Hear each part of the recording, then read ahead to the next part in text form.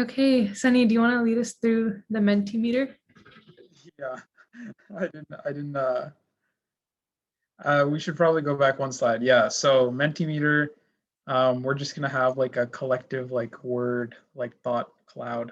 So follow the instructions on the slide and then in probably around minute, 2 minutes, 6:57, um, we can move on to the Mentimeter. Um, I don't know who's presenting, but Matthew presenting. So if you want to switch over to the Mentimeter after 2 minutes, that'd be great.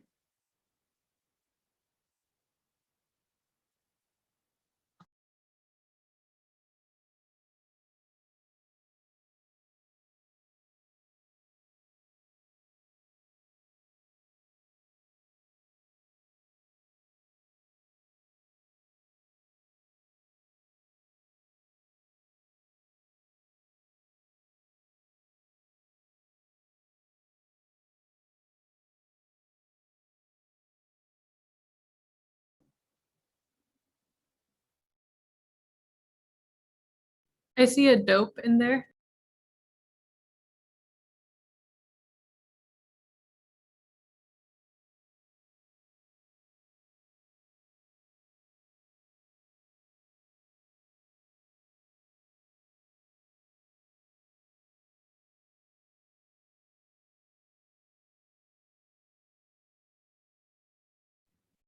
Okay, cool. My apartment's a little bit noisy, so if you all can't hear me, just let me know. But I'll get started. I hope you're super hyped. We all definitely are. This is some trailblazing work for our chapter. It's our first and only local partnership, Weightless Anchor. So we're going to talk to you a little bit about what Weightless Anchor is, the value it holds for much of the Price Hill community, how we're listening to them, and what we've been up to. I'm going to give you a warning. You're going to hear about assault and intergenerational trauma. We'll remind you again in the breakout rooms when we share some of the women's personal stories, but please, even now, hold space for one another, turn off your video and step away if you need to. Okay, so our BD speakers talked very beautifully about the power of chosen community a couple of nights ago. Our partner is a 10-minute drive from campus. They're located on Warsaw Avenue in the Price Hill neighborhood. So we're connected to them very intimately just in that sense. We've learned from Internal a lot about the structural violence that affects some of these under-resourced neighborhoods in Cincinnati. Hopefully you've considered some ways in which all of us are implicated, and this is a real chance to build some solidarity. So Weightless Anchor is a shelter, it's a drop-in center open only during the day, and they work to serve women and non-binary folks on the streets of East Price Hill, many of whom have a substance use disorder, don't have any housing, they're survivors of abuse or actively caught up in trafficking. It's a really small, cramped house. So when I go in, there's the living room, there's a small little kitchen, and then you go up these really narrow, shaky stairs, and there's a dressing room upstairs and the bathroom and shower. All of the current volunteers are female identifying or non-binary, and that's because many of the women who use our services wouldn't feel safe around anyone else. So Weightless Anchor on a day-to-day partners with a variety of organizations to meet the most basic needs of the women we serve. That includes providing meals, a safe place to sleep, to bathe, to dress. But the real value is in the relationships that these women build with our volunteers and our staff. And it doesn't happen overnight. It's unconditional support. It's having a dependable group of volunteers or a person that you see all the time when you go in to access these services. They also can be a feeder into a longer term recovery program that they're affiliated with. It's called the Redeemed Home. And this is where you can get job trainings, medical referrals.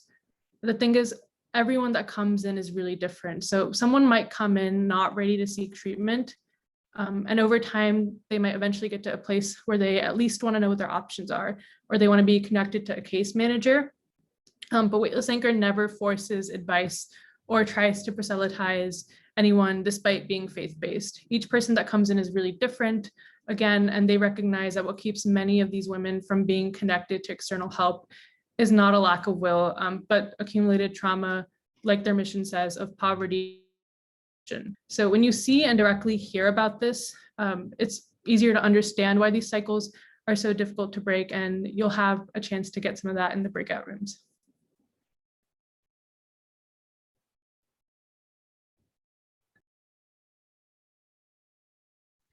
Okay, so I'm going to talk a little bit behind the name, Weightless Anchor. So basically, the kind of like the reasoning behind this is like that every woman that comes to Weightless Anchor carries a weight, which is kind of symbolized by an anchor, and this weight will always be a part of them. But at Weightless Anchor, this is kind of like a place where these women can feel weightless, even if it's for a temporary moment. And this is sort of accomplished through the relationships that are built between the women and the volunteers. Can you go to the next slide, please?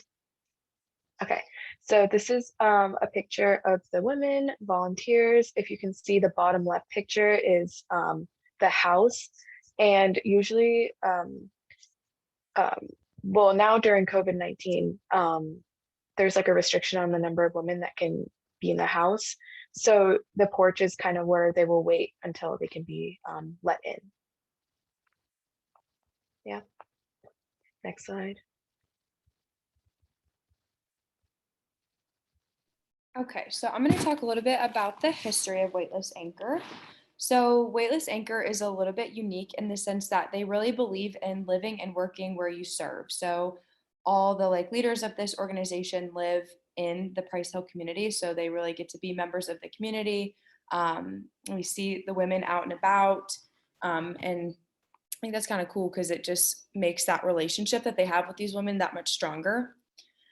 They started in Price Hill because they saw a huge need with all the soliciting and everything there, which they'll talk about statistics a little later in the presentation.